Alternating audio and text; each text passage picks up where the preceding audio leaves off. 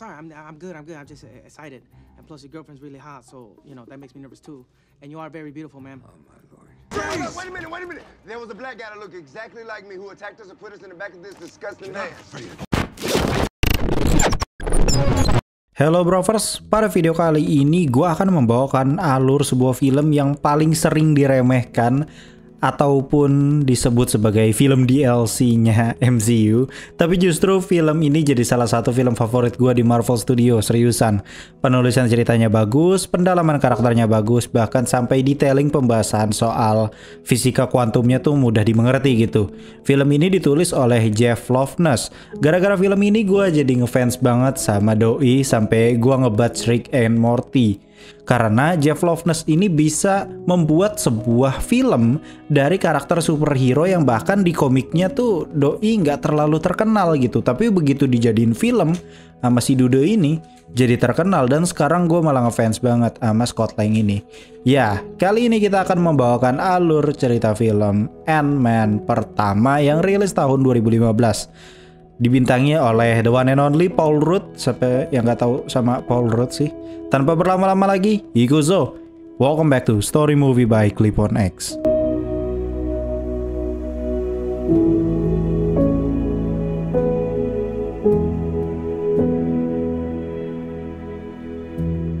Film dibuka dengan latar tahun 1989. Pada tahun itu, perusahaan yang bernama Pym Technology yang dibentuk oleh Hank Pym baru saja menemukan sebuah partikel subatomik yang ia dapat dari partikel kuantum.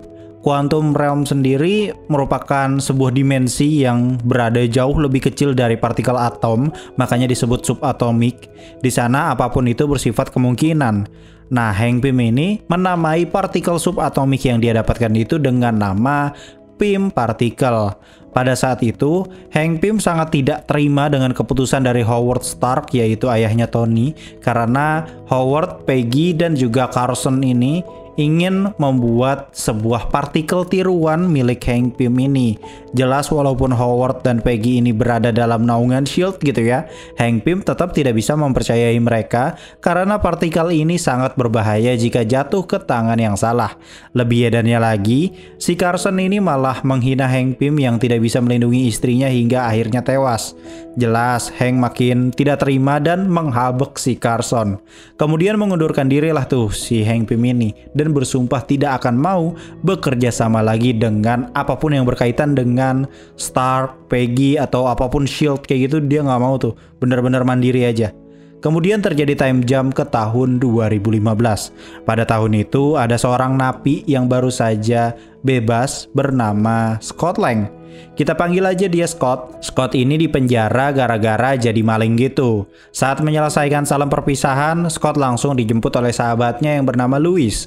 Louis ini merupakan rekan malingnya Scott. Bedanya Louis ini kayak beda 1 tahun gitu cuy dibebasinnya sama si Scott ini. Jadi dia lebih dulu. Si Louis pun kembali ngajakin Scott buat ngerampok rumah. Namun Scott menolak karena dia udah diceraiin pula, nggak dapat hak asuh anak, harus bayar tunjangan hutang. Masa dia harus kena penjara lagi gitu kan? Kini Scott memilih bekerja di Baskin Robbins walaupun dia sarjana teknik listrik ternyata. Ia menyamar menjadi seorang pria bernama Jack. Karena mau bagaimanapun si Scott ini kan seorang napi gitu ya. Yang emang regulasinya itu jelas kalau napi itu memang rada sulit untuk mendapatkan pekerjaan. Apalagi di San Francisco yang memang notabene kota besar gitu cuy. Namun Scott tidak bertahan lama di sana karena ia ketahuan menyamar hingga akhirnya dipecat dari Baskin Robbins. Scott yang nggak punya tempat tinggal pun akhirnya datang ke kosannya si Louis. Ternyata di sana ada temannya Louis juga yang bernama Kurt. Dia itu seorang hacker profesional gitu. Sedangkan Dave ini si abang-abang mamprang. Kenapa gue julukin Dave jago mamprang? Karena nanti gue kasih unjuk lah pokoknya di akhir. Louis ini kembali menawarin Scott sasaran perampokan ke rumah mewah ini yang sudah berumur puluhan tahun gitu dan pemiliknya cuma 1 orang. Namun Scott tetap menolak mentah-mentah. Di sisi lain, Hank Pym kembali ke perusahaan Pym Technology yang sedang melakukan sebuah presentasi penemuan.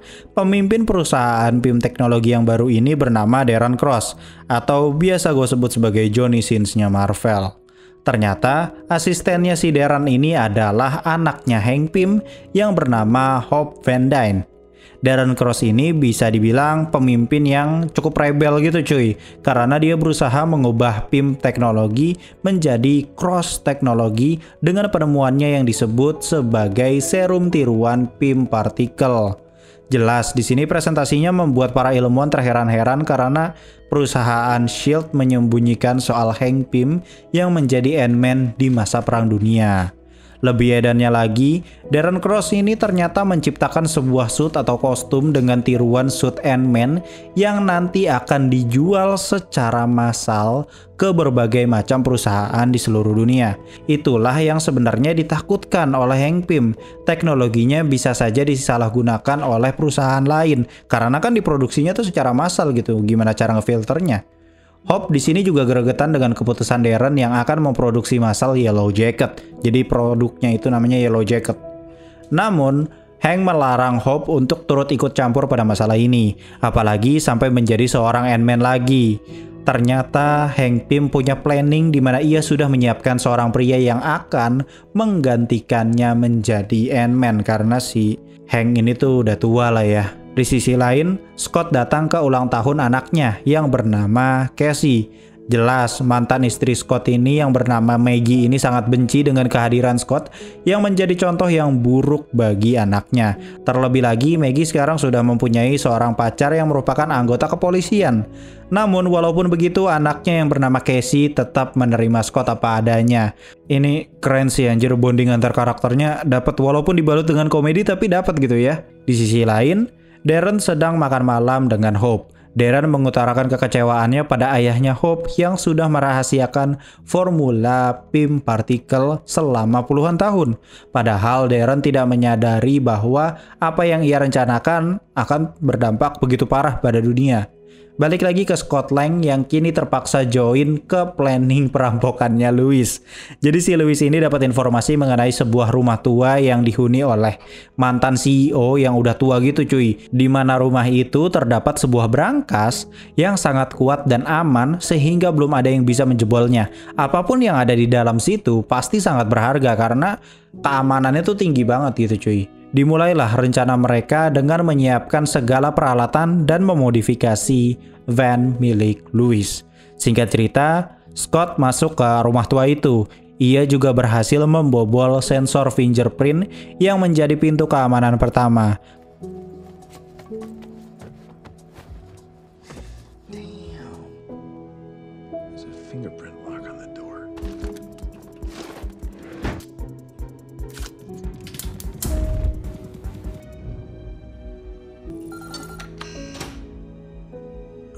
Kemudian membobol brankas utama dengan cara membekukannya, padahal itu terbuat dari besi yang melapisi kapal Titanic.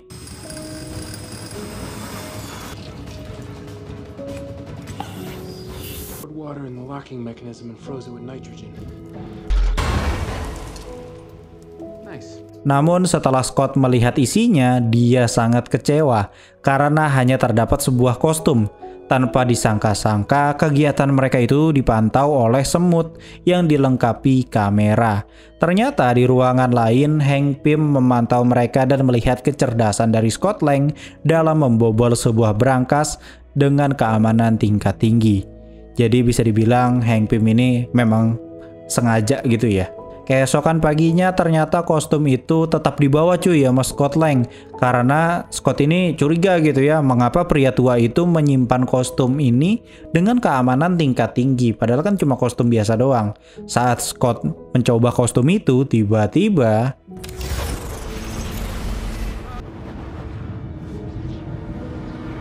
ya, Scott dapat berubah ke ukuran kecil seukuran semut gitu. Scott juga mendapat saluran komunikasi dari pemilik kostum ini, yaitu Hank Pym. Di sini ternyata Hank Pym berusaha menguji kehebatan Scott lagi dalam menggunakan kostum itu untuk pertama kalinya.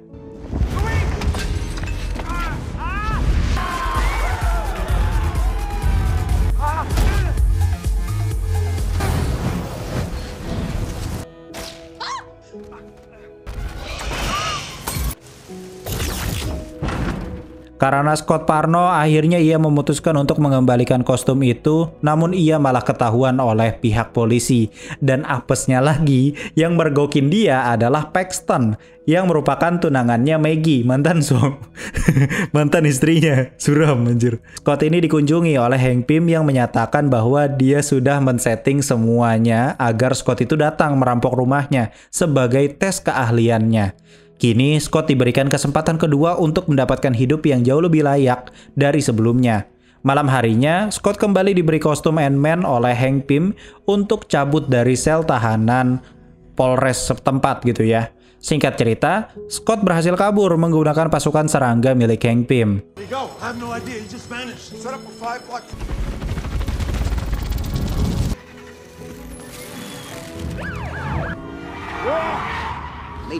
Maybe it's 240. One little request. No. Stop before getting lightheaded. Hang on, Scott. Saat terbangun, ia sudah berada di rumahnya Hank Pym. Di sana juga ada Hope Van Dyne. Hank Pym mengutarakan bahwa ia sudah menyiapkan Scott jadi penerus kostum Ant-Man atau menjadi penerus mental Ant-Man itu sudah sangat lama.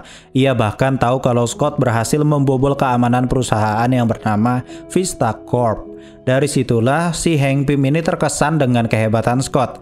Hank juga menjelaskan soal alat yang ia gunakan untuk berkomunikasi dengan semut. Kemudian menjelaskan soal Pym partikel dan kostum Ant-Man kepada Scott. Intinya, ilmu fisika kuantum pada Pym partikel itu adalah sebuah partikel yang diambil dari quantum realm, kemudian dapat membuat apapun menjadi kecil dengan cara merapatkan jarak antar atom. Kita itu kan terdiri dari atom kan tentunya. Nah, kita bisa jadi kecil jika pakai Pym partikel karena struktur atom yang menyusun tubuh kita tuh jaraknya jadi makin rapat. Dan ya, itulah prinsip kostum Ant-Man. Disinilah Scott merasa terkesan gitu ya dengan kesempatan dari Hank Pym karena tentunya duitnya nggak main-main cuy, bisa bayar tunjangan anak, dapat segala hal yang dia mau gitu ya, serta mendapatkan kehidupan yang lebih layak. Di sisi lain, si Johnny Sins berhasil membuat sebuah racikan Pym partikel yang dapat merapatkan struktur atom. Jadi sekarang si Darren ini nggak perlu ribet-ribet memecahkan rumus milik Hank Pym karena dia punya rumus sendiri dan hasilnya sama. Balik lagi ke Hank Pym yang menjelaskan planning mencuri Yellow Jacket, kemudian menghapus semua bukti rumus Pym partikel agar tidak jatuh ke tangan seperti orang Johnny Sins ini. Secara tiba-tiba, Hope memberitahu bahwa hitungan planning ini hanya tersisa beberapa hari. Bagaimana bisa mempersiapkan Scott Lang untuk planning sebesar ini? Namun Hank Pym bersikeras untuk tetap menjalankan rencana. Dia tidak mau anaknya menggunakan suit Ant-Man karena itu sangat berbahaya. Hank juga menjelaskan pada Scott bahwa ini adalah satu-satunya kesempatan baginya untuk merubah nasib dan juga pandangan putrinya terhadap Scott. Jangan seperti Hank Pym gitu ya, yang gagal gitu menyelamatkan istrinya hingga sekarang ia membuat putrinya tuh kecewa. Di sini ada quotes dari Hank Pym yang ini bisa jadi pelajaran hidup cuy, asli keren. You're our only option. It's too late for me. Not about saving our world. It's about saving theirs. Singkat cerita, Scott setuju dan melanjutkan latihan untuk menjadi Ant-Man. Dari segi menggunakan kostum hingga ilmu bela diri, di sini kita juga dapat konfirmasi bahwa penyebab kematian istri Hank Pym dirahasiakan dari Hope ternyata cuy. Hope hanya tahu bahwa ayahnya itu mengalami kecelakaan pesawat dan akhirnya menewaskan ibunya. Scott juga sempat ditegur oleh Hank Pym perihal regulator yang gak boleh diotak-atik sama sekali karena itu bisa membuat Scott menyusut sampai subatomik dan gak bisa membesar lagi selamanya. Karena di alam quantum realm sana, semua hal itu bersifat kemungkinan walaupun ini bertentangan dengan konsep ketuhanan serta quotes dari Einstein bahwa Tuhan itu tidak main dadu ya. Tapi ya ini yang berusaha disampaikan oleh Marvel. Jadi karena konsep ruang waktu tidak akan berlaku di sana, jadi lu nggak bisa cabut lagi cuy, keluar atau jadi gede lagi gitu karena ya belum ditemukan caranya.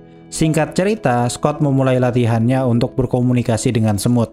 Ada berbagai macam semut yang harus dikendalikan Scott untuk menembus keamanan Darren Cross, terutama akses untuk mencapai Yellow Jacket. karena hanya bisa melewati kayak sebuah pipa yang ujungnya terdapat laser mematikan gitu. Maka dari itu Scott harus memecah belah kelompok semut. Ada yang berurusan dengan merusak sistem listrik, ada juga yang jadi bala bantuan udara, ada juga yang mengalihkan perhatian, dan berbagai macam tugas lainnya. Namun setelah melakukan latihan yang cukup berat gitu ya, Scott masih susah untuk mengendalikan semut, terutama yang bala bantuan udara. Hope merasa bahwa ini semua sia-sia karena waktunya tuh udah deket banget. Kemudian ada kata-kata dari Scott yang boy ini juga keren banget cuy asli. Oh God. You gotta lock your doors. Trusts you. Then why are you here? It proves that he loves you. I'm expendable. That's why I'm here. He'd rather lose this fight than lose you. Hope pun memberitahu kunci utama mengendalikan semut yaitu dengan membersihkan pikiran terlebih dahulu. Jadi si Scott ini mesti lupain sejenak tuh soal tagihan, cicilan, tunjangan anak, bayar kosan, bayar makan, pertalit naik, ayam naik, telur naik, pokoknya semua kudu dihilangin gitu cuy dari kepala Scott. Cukup pikirkan sesuatu yang membekas di hatinya, contohnya ya anaknya yaitu Cassie. Setelah membuktikan keberhasilannya Scott Lang, kini Hank Pym mengatakan sebuah fakta bahwa ibunya Hope itu sama seperti Hank Pym ternyata. Dia dijuluki sebagai The Wasp. Pada suatu hari, Hank dan Janet ini melakukan misi yang dimana mereka harus mematikan sebuah rudal skala besar. Namun karena regulator milik Hank Pym ini rusak gitu ya, akhirnya Janet yang mengorbankan diri untuk mengubah settingan regulatornya sendiri, kemudian berubah menjadi subatomik untuk menghancurkan sistem di dalam rudal itu. Dan sampai sekarang ya udah Janet hilang karena jadi subatomik. Jadi seukuran yang jauh lebih kecil dari atom. Berlanjut pada latihan Scott yang mengalami kemajuan yang begitu pesat.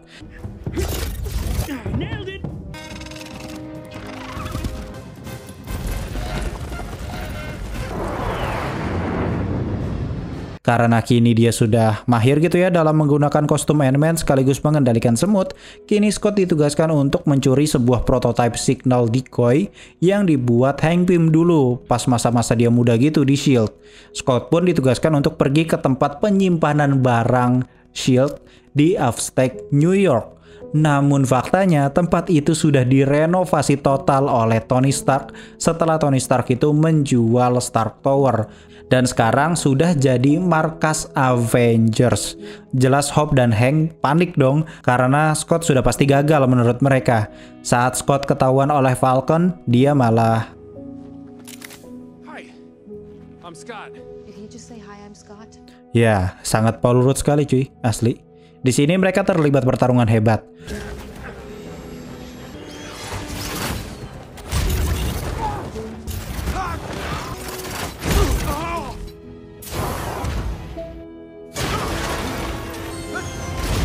That Cap never finds out about me. You jeopardized everything.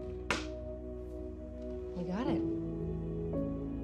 Untungnya Scott berhasil cabut dengan selamat serta berhasil mencuri prototype signal decoy. Namun saat Hank keluar ruangan, tiba-tiba Darren Cross sudah ada di rumahnya. Jelas Hope dan Scott langsung panik dengan menutup rencana mereka yang tergeletak di meja ruang tamu. Darren ini ternyata ingin mengundang si Hank Pym untuk datang pada acara presentasi Yellow Jacket yang sudah sempurna. Jadi bisa dibilang udah 100% mirip cuy kayak Ant-Man si Yellow Jacket ini. Bisa kecil, bisa gede, bisa kecil, bisa gede kayak gitu-gitulah. Nah di sini Hope itu sangat takut bahwa rencana ini akan gagal karena mereka tidak tahu apakah Darren Cross ini melihat rencana di meja itu atau tidak gitu kan. Scott pun punya ide untuk mengajak 3 sejolinya buat join pada rencana ini. Hank jelas sangat panik karena 3 orang ini bebalnya tuh sampai tulang-tulang cuy. Malam harinya Scott sangat berterima kasih gitu ya kepada Hope dan juga Hank karena sudah memberikannya kesempatan kedua untuk memulai hidup yang lebih baik. Saat Scott merasa rindu gitu ya, ia menggunakan suit Ant-Man-nya kemudian pergi nengokin putrinya secara diam-diam di saat si putrinya tuh sedang tertidur gitu ya.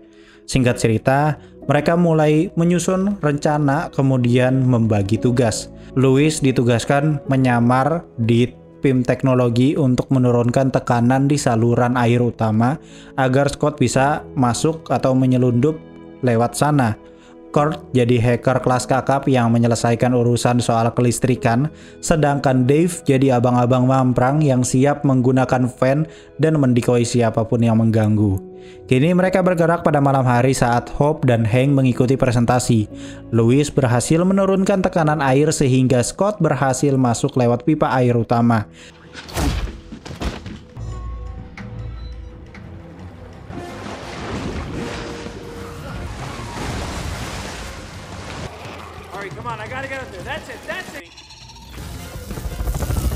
Kini mereka dapat masalah karena Hank Pym mau ditangkap oleh Paxton yang sudah mulai curiga gitulah ya. Disinilah peran si Dave sebagai abang-abang mamprang yang ternyata berusaha mencuri mobil polisi kemudian dibawa lari si anjing. Udah mah malingnya maling mobil polisi gitu kan, buset kayak GTA cuy. Di sisi lain, Louis dan Hope berhasil memasang alat signal decoy di pusat server Pym Teknologi. Setelah itu, Hope dan Hank masuk ke ruang presentasi Yellow Jacket, namun di saat yang bersamaan, Carson dan salah satu orang dari Hydra yang tersisa datang sebagai pembeli kostum Yellow Jacket yang akan diproduksi secara massal. Balik lagi ke Dave yang ketahuan gara-gara kepencet klakson cuy, anjir goblok. Sedangkan Scott berhasil masuk setelah servernya itu dibuat error oleh Kurt. Namun proses peretasannya itu membutuhkan waktu yang cukup lama, dan setelah itu Scott hanya memiliki waktu yang sedikit cuy untuk mencuri Yellow Jacket. Semut-semut yang lain juga sedang sibuk memasang peledak untuk menghapus semua tiruan dari Pym partikel tiruan Darren.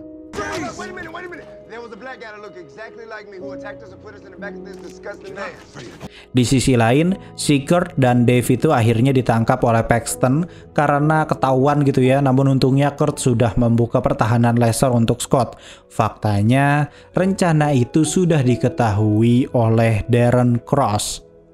Hingga akhirnya Scott terjebak di sana, sedangkan Darren menjual Yellow Jacket kepada Hydra, namun partikelnya tuh kayak dijual terpisah gitu oleh perusahaan Darren ini. Di sini, Scott berhasil terbebas dan terjadi pertarungan yang cukup hebat lah ya.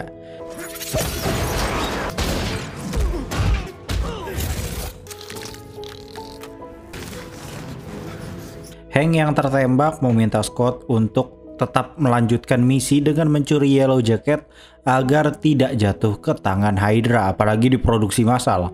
Alarm darurat pun berbunyi yang dibunyikan oleh si Louis. Di sini terjadi bentrok antara penjaga dengan Scott Lang yang mengincar Yellow Jacket.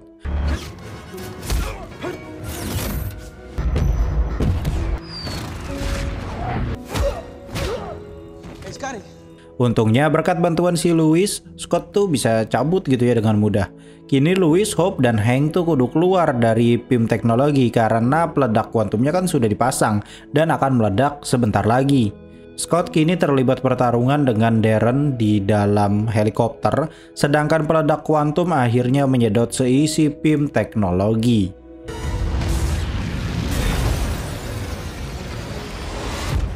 Kini Darren berhasil menggunakan Yellow Jacket untuk bertarung melawan Scott Lang.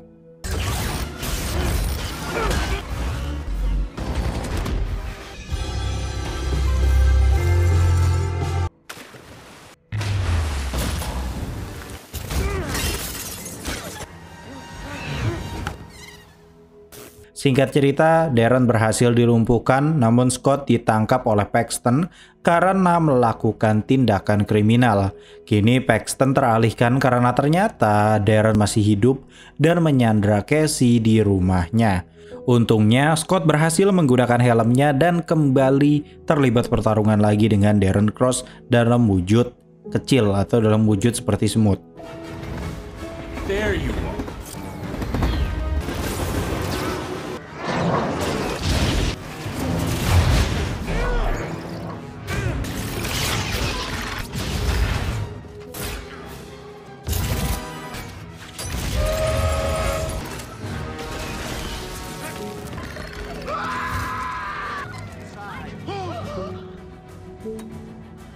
Singkat cerita, karena tidak ada pilihan lain, akhirnya Scott melakukan aksi gila seperti Janet Van Dyne dengan memutar regulator kuantumnya ke ukuran subatomik untuk mengalahkan Darren.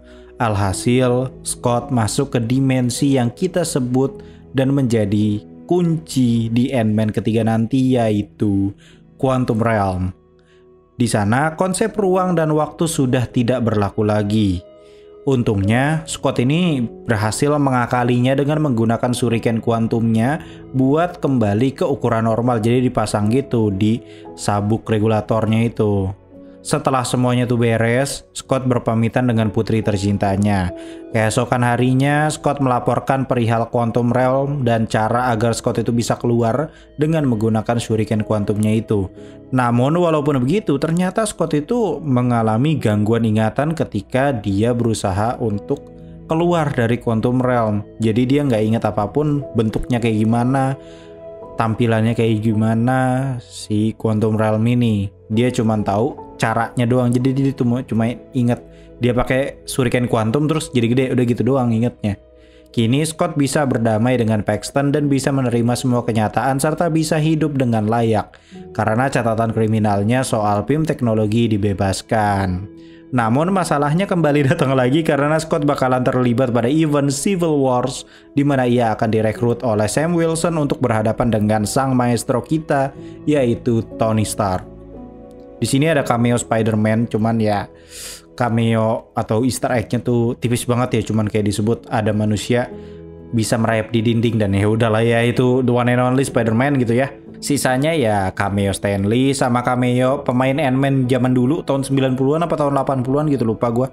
Kemudian kita juga diperlihatkan pada post credit scene kalau Hank ini menunjukkan prototipe dari suit The Wasp atau kostum The Wasp yang dirancang oleh Janet Van Dyne saat masih hidup gitu ya. Karena kan di sini diketahuinya mati. Cuman ternyata si Hank Pym ini karena udah melihat kalau Scott Lang itu bisa masuk ke Quantum Realm dan dia bisa keluar lagi. Kenapa dia nggak berusaha untuk mencari Janet Van Dyne di Quantum Realm? Dan itu akan berlanjut pada Ant-Man and the Wasp yang kedua. Dan setelah itu ya Quantumania. Ini kita sengaja ya bikinin ini biar persiapan untuk Quantumania, biar lu nggak puyeng-puyeng banget soal fisika kuantum karena emang lebih gila lagi cuy nanti Quantumania karena ada si Kang the Conqueror atau Nathaniel Richard ya, karena nggak ada singgungan kalau dibilang dia itu Kang sih sebenarnya ya di Comic Con kemarin.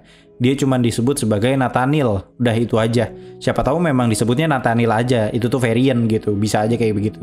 Oke, gue mau nambahin sedikit, sebenarnya ini tuh jatuhnya plot hole ya, karena seharusnya kalau misalkan Ant-Man ada di Infinity War gitu ya, Thanos bakal mati dengan mudah sebenarnya cuy. Apalagi misalkan Thanos itu belum sepenuhnya mendapatkan Time Stone, karena kan di Infinity War terakhir banget gitu kan ya, dia ngambil Time Stone dari Doctor Strange dan juga Mind Stone ya nggak sih. Jadi kayak kalau misalkan ada Ant-Man di situ, buset, Ant-Man tinggal berubah jadi ukuran nano terus gede aja, tiba-tiba langsung jadi gede gitu lewat kupingnya Thanos, bucat men langsung badannya. Dan siapa tahu itu jadi episode What If season 2 bisa jadi loh, itu bisa jadi seriusan.